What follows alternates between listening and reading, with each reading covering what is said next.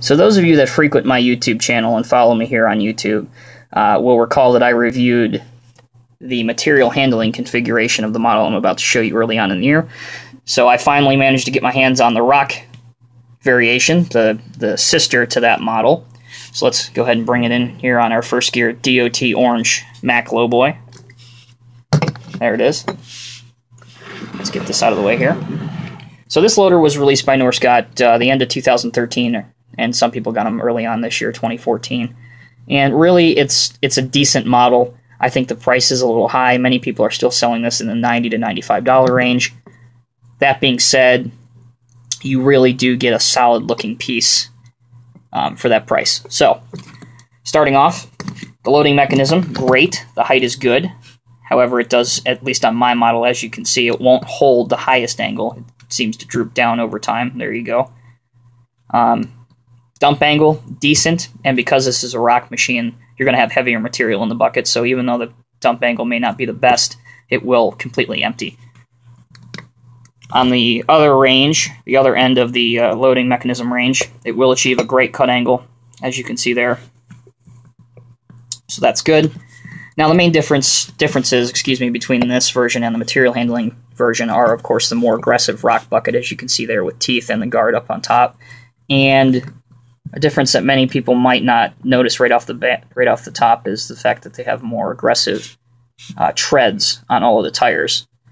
And that, of course, enables better grip in rockier conditions and a little bit tougher conditions than, say, working in sand or pebbles, that kind of thing. All of the handrails are all plastic. They are a thin, almost flimsy plastic, so that's not the greatest, but it does allow them to look a little bit better to scale, and if you treat your models with respect, then you won't have any issue with that. Unusually, though, for a wheel loader model, there is no oscillation on the rear wheels at all. They are fixed in place. Nice perforations here. They're actually into the casting. They're not very deep, but they're enough that where you rub your finger over, you'll definitely notice that they're into the actual casting. And of course, you can see here they're painted black. On the back, some nice lights and a crisp cat logo up on top. So again, this is the Norscot Caterpillar 980K in 1/50th scale by Norscot. Norscot has released several of their K-line loaders recently. There's, as I mentioned earlier, this one and the material handling version of the 980K. But also a late release this year was the 982M model, which I also have and will probably be reviewing later on. A solid model, and honestly, I think that these are a lot better than the Tonkin loaders that have come out. I know a lot of people have some of the 972s and 966s, and even some people are starting to get the 988Ks and even the new 994.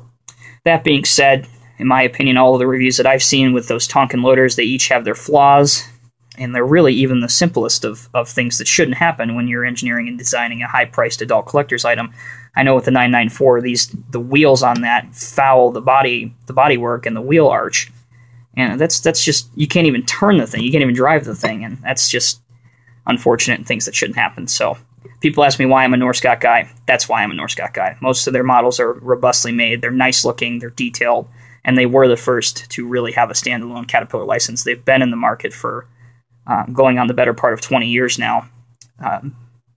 So I guess I will review some Tonkin models if they, one, go down in price because they are astronomical for a model that's built half-ass, and and if their functionality, of course, improves. But there you go, guys. Thank you guys for tuning in, and until next time.